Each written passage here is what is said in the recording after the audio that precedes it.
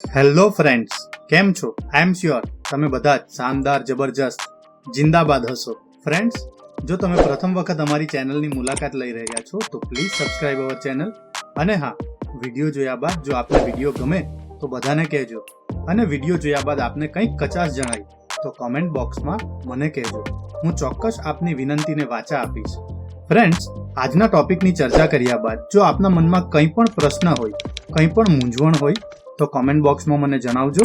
હું ચોક્કસ આપના પ્રશ્ન, આપની મૂંઝવણને દૂર કરવાનો પ્રયત્ન કરીશ.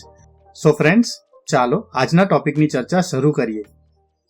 સો ફ્રેન્ડ્સ, આજે આપણે ચર્ચા કરીશું ડિગ્રી વિશે. ફ્રેન્ડ્સ, સૌથી પહેલા આપણે ડિગ્રી એટલે શું તે સમજીએ.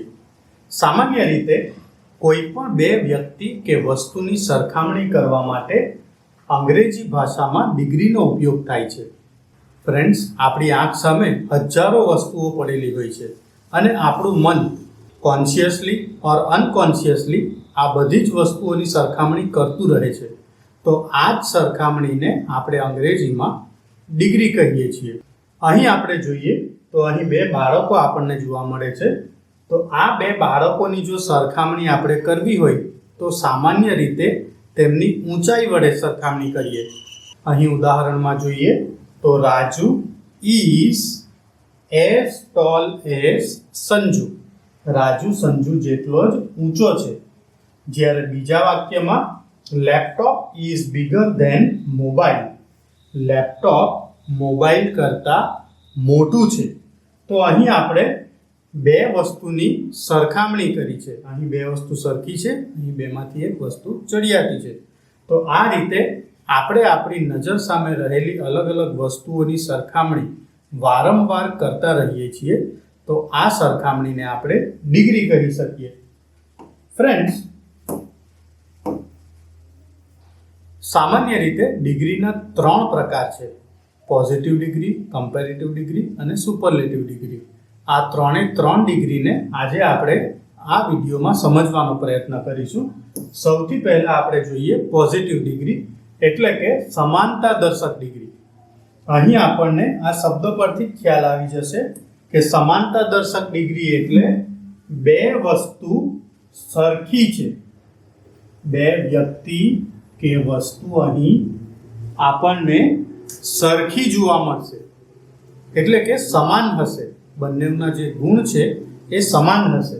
તો આવી સમાન વસ્તુઓને દર્શાવવા માટે આપણે પોઝિટિવ ડિગ્રીનો ઉપયોગ કરી શકીએ. ફ્રેન્ડ્સ, પોઝિટિવ ડિગ્રી બતાવવા માટે આપણે સામાન્ય રીતે એઝ વાળી વાક્ય રચના વાપરવી જરૂરી છે. આ ખાસ ધ્યાન રાખજો. આપણે એઝ વાળી વાક્ય રચના જ વાપરવાની છે. અને જો તમારા વાક્યમાં એઝ વાળી વાક્ય રચના હોય તો સમજવું કે આ વાક્ય પોઝિટિવ ડિગ્રીનું છે. અહીં આપણે ઉદાહરણમાં જોઈએ તો Raju is as tall as Sanju. Raju Sanju જેટલો જ ઊંચો છે. અહીં આપણે જોઈએ તો ટોલ વિશેષણ છે. આ વસ્તુ ખાસ ધ્યાન રાખજો કે ટોલ વિશેષણ છે અને વિશેષણની આગળ અને પાછળ એઝ નો ઉપયોગ થયો છે. એટલે કે આપણે વિશેષણની આગળ પાછળ એઝ નો ઉપયોગ કરી બે વસ્તુ સમાન છે તે દર્શાવી શકીએ. અહીં રાજુ સંજુ જેટલો જ ઊંચો છે, મતલબ રાજુ અને સંજુની ઊંચાઈ સરખી છે. બેમાંથી કોઈ એક વધારે ઊંચો કે કોઈ એક વધારે નીચો નથી. તો આ રીતે બે વસ્તુ સમાન હોય આવી સમાન વસ્તુઓને દર્શાવવા માટે આપણે પોઝિટિવ ડિગ્રીમાં એઝ વાળી વાક્ય રચના વડે ખૂબ સરળતાથી બતાવી શકીએ. ત્યારબાદ friends, comparative degree. Friends, positive ડિગ્રીમાં આપણે જોયું કે બે વસ્તુ સરખી હતી, એટલે કે બંને સમાન હતી. જ્યારે અહીં કમ્પેરેટિવ ડિગ્રીમાં એટલે કે અધિકતા દર્શક ડિગ્રી, જુઓ આપણને અહીં આ શબ્દ જ કહી દે છે કે અધિક છે. એક વસ્તુમાં બીજી વસ્તુ કરતાં કંઈક અધિક છે. તો આવી અધિકતા દર્શાવવા માટે આપણે કમ્પેરેટિવ ડિગ્રીનો ઉપયોગ કરી શકીએ. ફ્રેન્ડ્સ, પોઝિટિવ ડિગ્રીમાં આપણે જોયું કે વિશેષણની આગળ અને પાછળ આપણે એઝનો ઉપયોગ કરતા હતા, પરંતુ કમ્પેરેટિવ ડિગ્રીમાં આપણે વિશેષણની પાછળ ER પ્રત્યય લગાડવાનો છે અને ત્યારબાદ ધેનનો ઉપયોગ કરવાનો છે. તો આ વસ્તુ ખાસ ધ્યાન રાખજો. ફ્રેન્ડ્સ, અહીં એક નાનકડી મિસ્ટેક છે, આ ખાસ ધ્યાનમાં રાખજો. અહીં વિશેષણ આગળ આવશે અને ER પાછળ જશે. તો આ વાત ખાસ ધ્યાનમાં રાખજો કે અહીં આપણે આ વસ્તુ ખાસ ધ્યાન રાખજો કે અહીં આપણે વિશેષણ, ત્યારબાદ ER અને અંતે ધેન મૂકવાનું છે. અહીં ઉદાહરણમાં જોઈએ તો રાજુ ઇઝ ટોલર ધેન સીમા. રાજુ સીમા કરતા ઊંચો છે. અહીં આપણે વિશેષણ મૂક્યું છે, પાછળ ER લગાડ્યું છે અને પછી ધેનનો ઉપયોગ કર્યો છે. તો આ વસ્તુ ખાસ ધ્યાન રાખજો કે કમ્પેરેટિવ ડિગ્રી યુઝ કરતી વખતે આપણે વિશેષણ મૂકવાનું છે, વિશેષણ બાદ ER મૂકવાનું છે અને ત્યારબાદ ધેનનો ઉપયોગ કરવાનો છે. તો રાજુ ઇઝ ટોલર ધેન સીમા.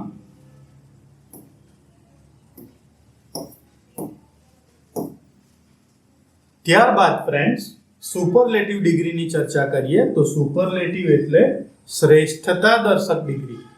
અહીં આપણને આ ગુજરાતી શબ્દ જ કહી દે છે કે એક વસ્તુ શ્રેષ્ઠ હશે, મતલબ કે એક વસ્તુ સૌથી ચડિયાતી હશે, તેની કમ્પેરિઝનમાં બીજી કોઈ વસ્તુ આવી જ નહીં શકે. તો આવી વસ્તુની શ્રેષ્ઠતા દર્શાવવા આપણે સુપરલેટિવ ડિગ્રીનો ઉપયોગ કરી શકીશું. ફ્રેન્ડ્સ, આપણે પોઝિટિવ ડિગ્રીમાં એઝ, ત્યારબાદ એડજેક્ટિવ અને ત્યારબાદ એઝ વાળી વાક્ય રચના વાપરી હતી, જ્યારે કમ્પેરેટિવ ડિગ્રીમાં આપણે વિશેષણ, ત્યારબાદ ER અને ત્યારબાદ ધેન વાળી વાક્ય રચના વાપરી હતી. હવે સુપરલેટિવ ડિગ્રીમાં આપણે વિશેષણની આગળ ધ મૂકવાનો છે અને વિશેષણની પાછળ EST પ્રત્યય લગાડવાનું છે. આ ત્રણ વસ્તુ તમે સમજી લો તો આ ત્રણેય ડિગ્રી તમારા માટે ખૂબ ઇઝી થઈ જશે. અહીં આપણે જોઈએ તો વિશેષણ, તેના પહેલા ધ અને ત્યારબાદ EST. તો અહીં ધ ટોલેસ્ટ, અહીં ટોલ શબ્દને જ આપણે જોઈએ તો પોઝિટિવ ડિગ્રીમાં આપણે એઝ, ટોલ, એઝ વાળી વાક્ય રચના વાપરી હતી. ત્યારબાદ કમ્પેરેટિવમાં આપણે ટોલર, ધેન વાળી વાક્ય રચના વાપરી હતી, જ્યારે સુપરલેટિવ ડિગ્રીમાં આપણે ધ, EST વાળી વાક્ય રચનાનો ઉપયોગ કરીશું. તો આટલી વસ્તુ તમને ક્લિયર થઈ ગઈ હશે. અહીં ઉદાહરણમાં જોઈએ તો Riya is the tallest girl. Riya નામની છોકરી સૌથી ઊંચી છે, જેના કમ્પેરિઝનમાં વર્ગમાં કોઈ બીજી છોકરી આવી અથવા તો કોઈ બીજા વિદ્યાર્થી આવી શકતા નથી. તો આ વસ્તુ ખાસ ધ્યાનમાં રાખવી. હવે ફ્રેન્ડ્સ, આપણે ત્રણેય ડિગ્રીને એક સાથે સમજવાનો પ્રયત્ન કરીશું. અહીં આપણે જોઈએ તો પોઝિટિવ ડિગ્રી એટલે કે સમાનતા દર્શક ડિગ્રી.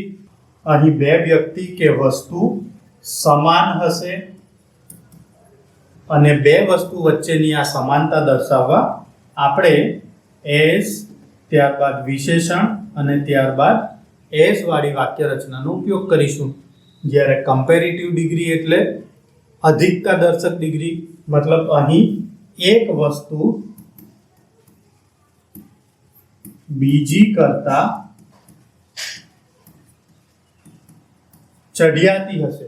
તો આ વસ્તુ ખાસ ધ્યાન રાખવી કે અહીં બે વસ્તુ સરખી છે, અહીં એક વસ્તુ બીજી કરતા ચડિયાતી છે અને અહીં આપણે ER એટલે કે એડજેક્ટિવની સાથે ER અને ધેન વાળી વાક્ય રચનાનો ઉપયોગ કરીશું.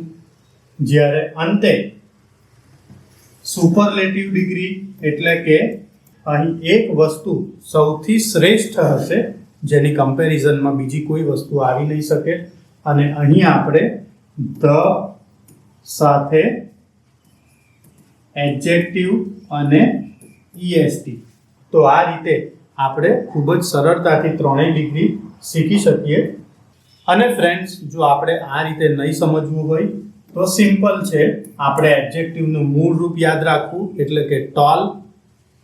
જો આગળ પાછળ કંઈ નહીં લાગ્યું હોય તો સમજવું કે અહીં પોઝિટિવ ડિગ્રી છે અહીં ટોલની સાથે પાછળ ER લાગ્યું હોય તો સમજવું કે આ કમ્પેરેટિવ ડિગ્રી છે, અને ટોલની પાછળ EST પ્રત્યય લાગ્યું હોય તો સમજવું કે આ સુપરલેટિવ ડિગ્રી છે, એટલે કે ટોલ, ટોલર, ટોલેસ્ટ.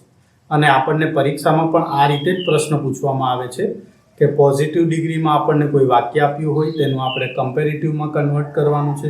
જો કમ્પેરેટિવમાં આપ્યું હોય તો તેને આપણને પોઝિટિવ કે સુપરલેટિવમાં કન્વર્ટ કરવા કહે છે. તો અહીં આપણે જે તે વિશેષણની સાથે અલગ અલગ નાના નાના ફેરફાર કરવાના છે, અને એની પાછળ મતલબ કે કમ્પેરેટિવ ડિગ્રીમાં ધેન મૂકવાનું છે અને સુપરલેટિવ ડિગ્રીમાં આપણે ધ મૂકવાનું છે. બીજી વસ્તુ મિત્રો, અહીં આપણે THAN ધેનનો ઉપયોગ કરવો, THEN ધેનનો ઉપયોગ કરવો નહીં. જો તમે THEN ધેનનો ઉપયોગ કરશો તો એ પણ તમારું ભૂલ દેખાશે, અથવા તો મતલબ એ તમારી ભૂલ ગણાશે.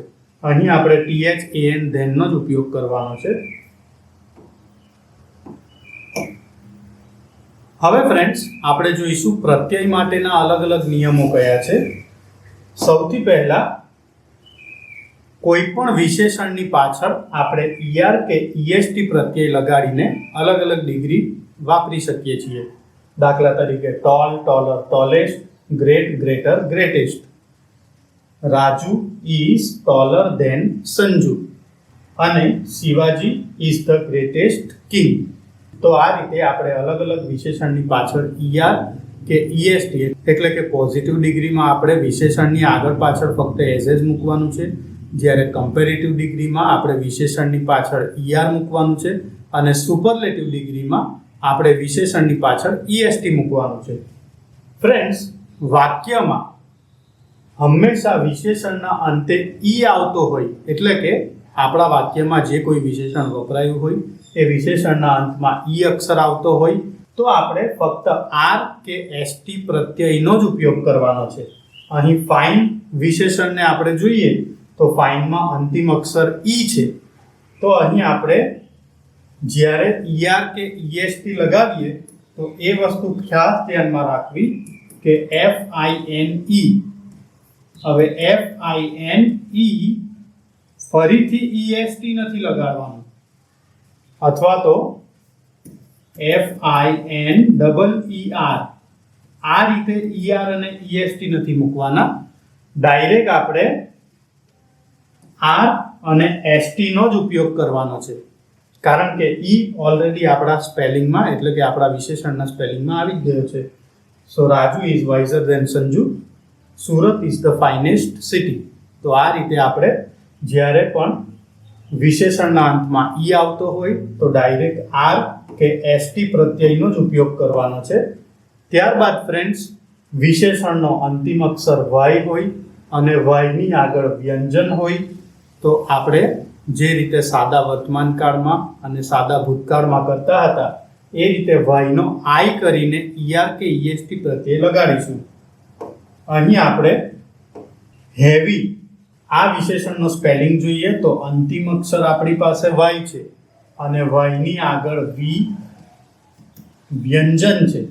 તો અહીં આપણે ER કે EST પ્રત્યય લગાડતા પહેલા Y નો I કરવો જરૂરી છે. તો આ વસ્તુ ખાસ ધ્યાનમાં રાખવી. અહીં જોઈએ તો metal is heavier than wood. Riya is the happiest girl. So friends, આ વસ્તુ પણ ખાસ ધ્યાન રાખવી.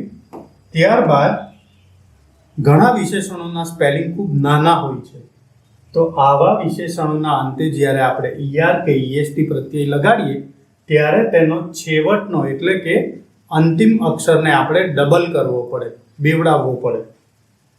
અહીં આપણે જોઈએ તો બિગ આ 3 અક્ષરનો જ સ્પેલિંગ છે.